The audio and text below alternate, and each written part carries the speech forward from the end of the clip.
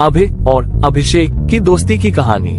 दोनों के बीच गहरा बंधन था, लेकिन एक दिन ऐसा आया जिसने उनकी दोस्ती को चुनौती दी। अभिषेक ने शहर जाकर एक बड़ी नौकरी हासिल की, जबकि अभय गांव में ही रह गया। ये बदलाव उनकी दोस्ती में दूरियां लाने लगा। अभिषेक को नए दोस्तों और शहर की चकाचौंध में गांव की यादें धुंधली लगने लगी, और अभय अपने दोस्त की इस दूरी से अंदर ही अंदर टूटने लगा।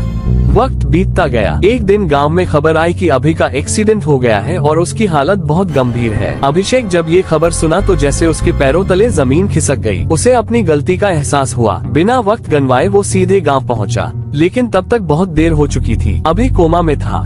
अभिषेक ने अस्पताल में उसके पास बैठकर उससे माफी मांगी, लेकिन अभय सुन नहीं सकता था। वो बस यूं ही चुपचाप लेटा था। अभिषेक ने तय किया कि अब वो अपने दोस्त के साथ रहेगा, चाहे जो हो। दिन रात वो अभय के पास बैठा रहता, उसकी सेवा करता और उससे बातें करता।